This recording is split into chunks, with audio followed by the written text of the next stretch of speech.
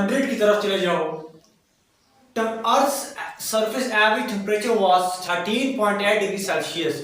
While at that time, when you guess toward the temperature of the Earth at that time, the Earth's surface air temperature is 15 degrees Celsius. ये जो 15 degree Celsius है अभी का temperature, पहले था 13.8 degree Celsius. ये जो 1.2 degree Celsius जो इंक्रीज आया है टेम्परेचर में, ये किन वजूहात पर आए ये आगे देखते हैं। ये अर्थ सरफेस एयर जो टेम्परेचर इंक्रीज हो रहा है, इसकी वजूहात ग्लोबल वार्मिंग कई सारी हैं। सबसे पहले एक इफेक्ट देखते हैं इसका। टेंगायर एक आइलैंड है, ये वाशिंगटन डीसी से आप जब आगे जाते हैं नॉर्थ ईस्ट की तरफ है, वहां पे समुद्र आते, समुद्र के थोड़ा समुद्र क्रॉस करते हैं तो वहां पे ये अभी इसे आहिस्ता आहिस्ता rise in sea level engulf करता जा रहा है, अपनी नजर करता जा रहा है। इसकी वजह क्या है? एक वजह देखें, जो नॉर्थ पोल और साउथ पोल है, यहां पर हमारे पास बर्फ है, ऑलरेडी बर्फ होती हुई है यहां पर। ये आप इस वीडियो में देख सकते हैं, जो एक पिक्चर दिखाई दे रही है, इसके अंदर 1979 से पहले ये जो पूरी डायग्राम बनी, इस जो रेड कलर का आपको एरो दिखाई दे रहा है, इसमें पहले बर्फ थी। ये बर्फ 2016 में देखो पिघल कर कहां चली गई, कितने कम एरिया हो गए। ये जो इसका डिक्रीज आ रहा है, ये पानी क्या होता है? ये बर्फ, it's a storage of the water for the future. At that time it is melting. ये जो मेल्ट हो रही है, ये किधर जा रही है? आहिस्ता आहिस्ता समुद्रों में जा रही है। समुद्र क्या होते जा रहे हैं? आहिस्ता आहिस्ता अपना लेवल अप करते जा रहे हैं। ये जो अप लेवल है, इसने क्या किया? टेंगायर जो एक आइलैंड है, जो हमारे पास बेस्ट एग्जांपल है इसका इफेक्ट का, कि जो जिस तरह टेम्परेचर इंक्रीज हो रहा है तो क्या कर रही है। आप टेंगायर को देखना, जिस वक्त समुद्र की नजर होता जा रहा है। एक और बात, तरबेला डैम की अगर पाकिस्तान की तरफ आए, पाकिस्तान में जो ग्लोबल वार्मिंग काज हो रही है, तरबेला डैम था, इसके अंदर 9.1 मिलियन एकड़ फीट पानी जमा होता था रबी सीजन के अंदर। रबी सीजन अक्टूबर से स्टार्ट करो, अप्रैल को एंड करो, अक्टूबर और अप्रैल का जो दौरानिया है।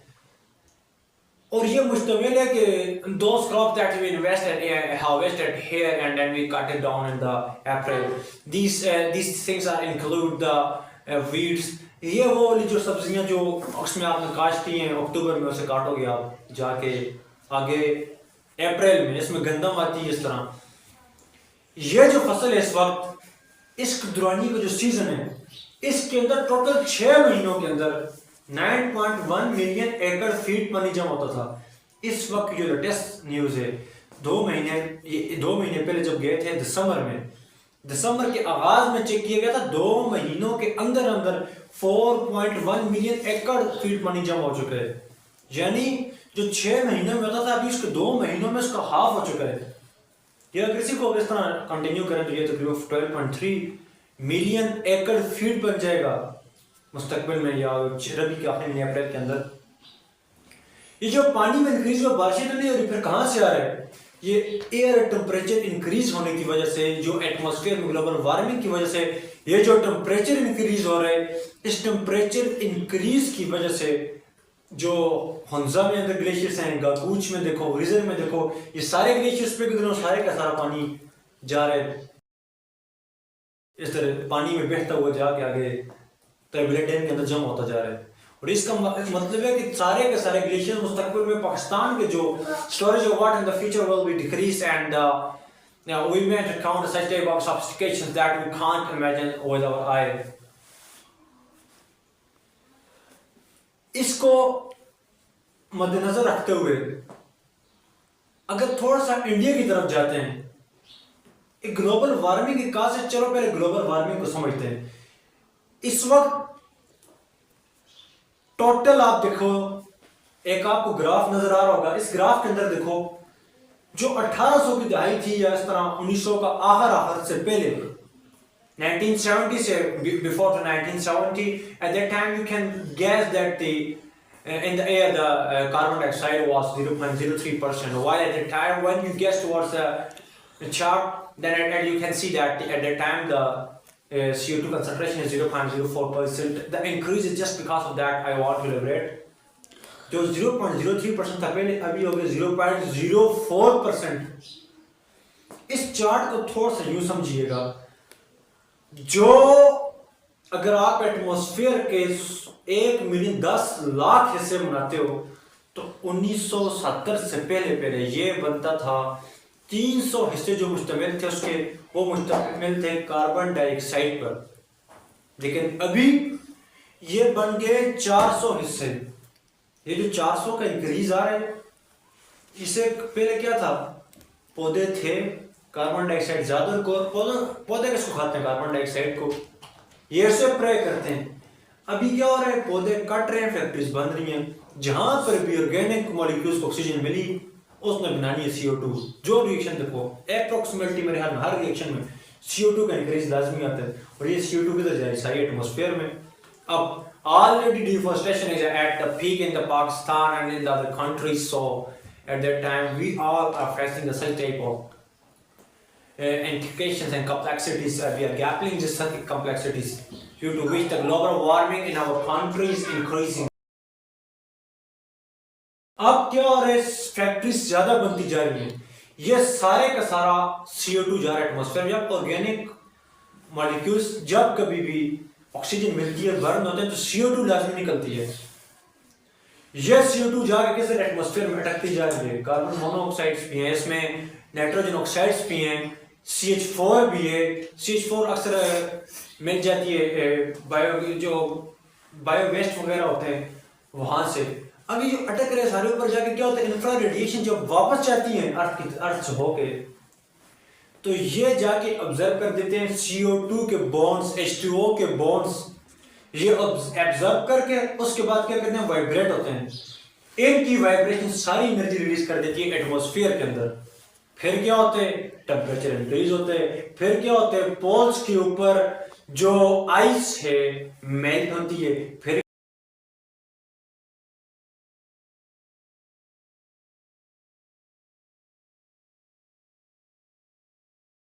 पोल्स के ऊपर जो आइस है मेल्ट होती है।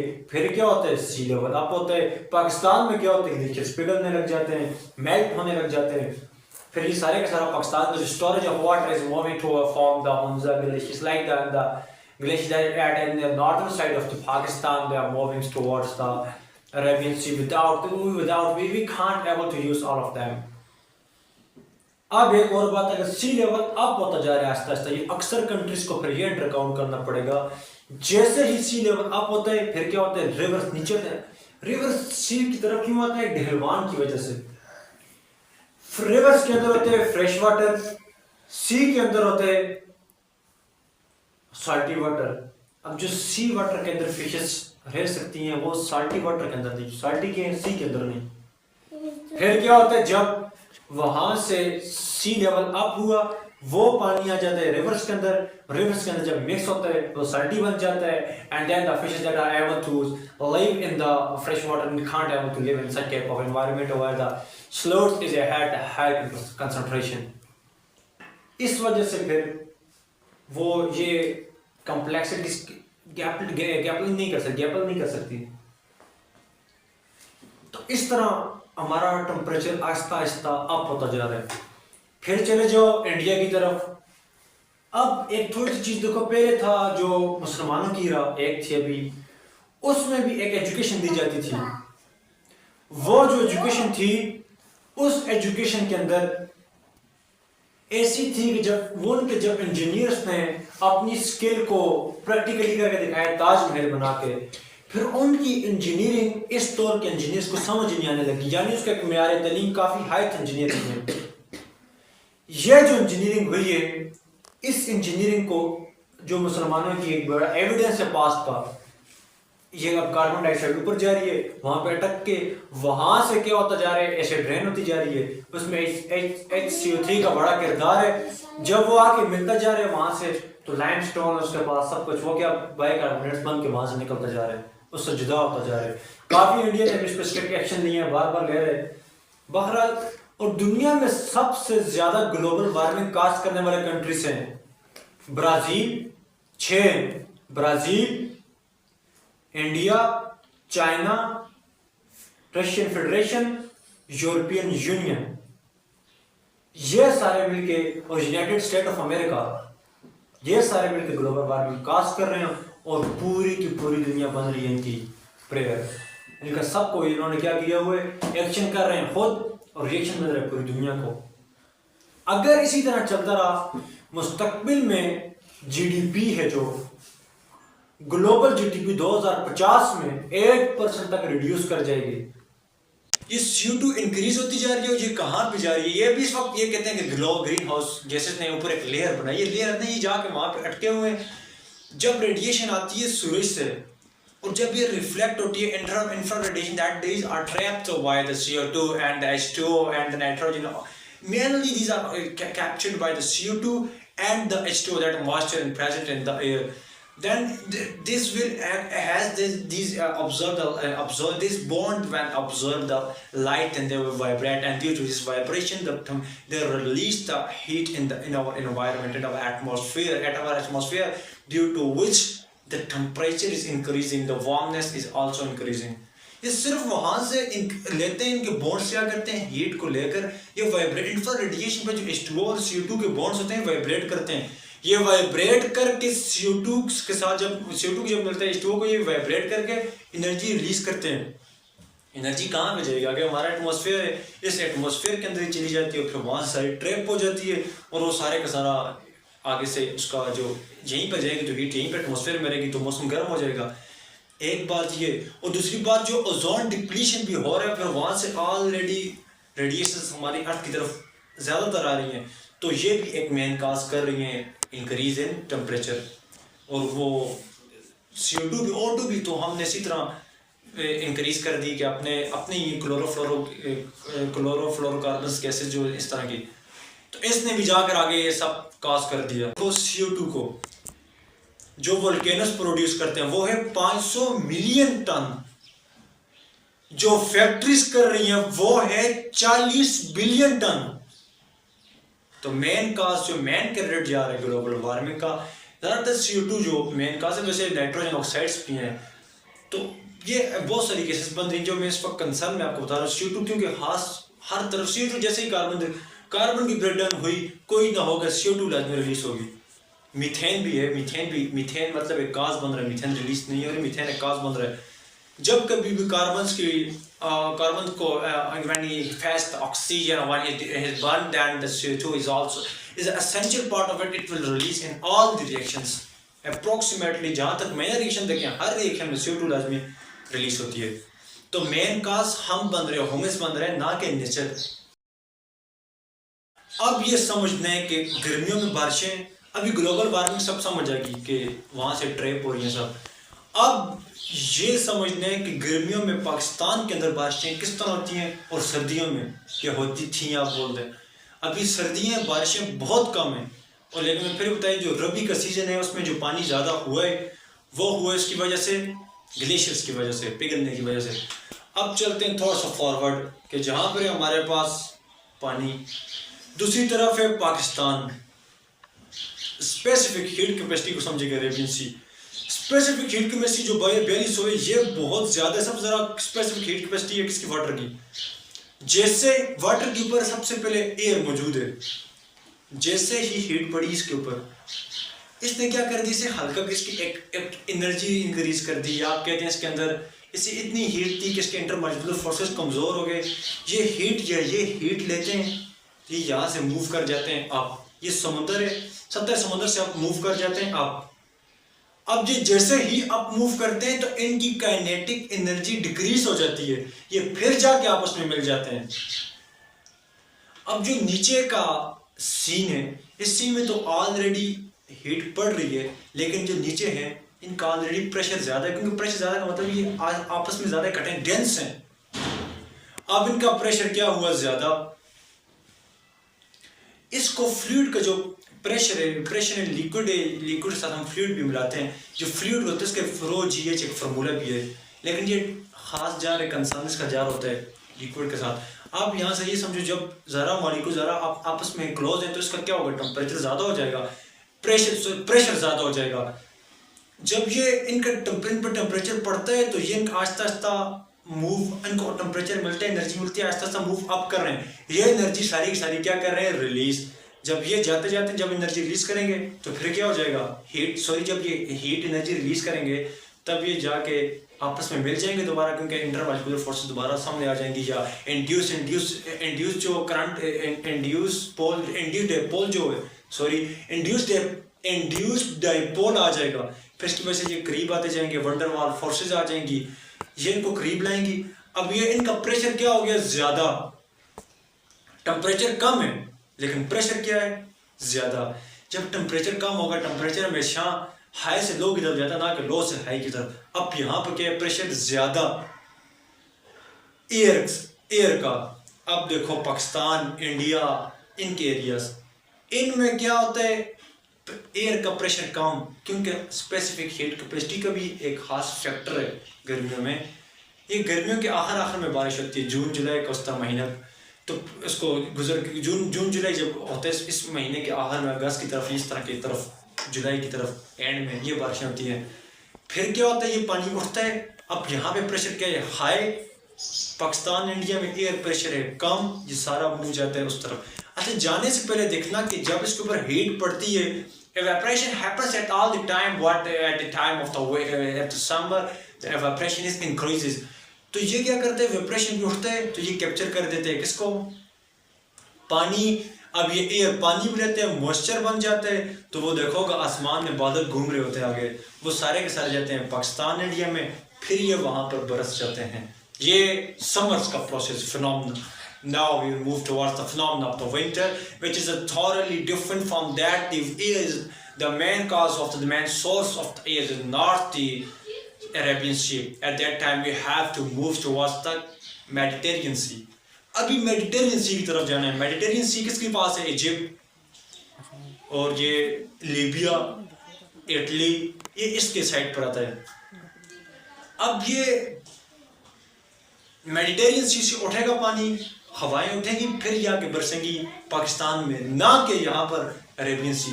अब इसकी वजूहात समझते हो क्या, एक है वेस्टर्न डिस्टर्बेंस, वेस्ट की तरफ से हवाएं आती हैं। अब गर्मी सर्दियों में वैसे तो इस तरह ना, अभी इजिप्ट के साथ देखो, इजिप्ट इस तरह कंट्रीज काफी गर्म कंट्रीज हैं। अब जब देखोगे जो अर्थ जब टिल्ट होगी, जो मूव कर रही होती है, उस वक्त जो नॉर्दर्न हेमिस्फीयर होता है, इसकी तरफ ज्यादा पड़ रही होती है हीट। अर्थ की ज़रा मतलब हद से ज़्यादातर कंसर्न ये बन जाता है, इसकी हीट क्या होती जाती है, इंक्रीज। मेडिटेरियन सी की, ना कि अरेबियन सी की। अरेबियन सी बहुत नीचे की तरफ है।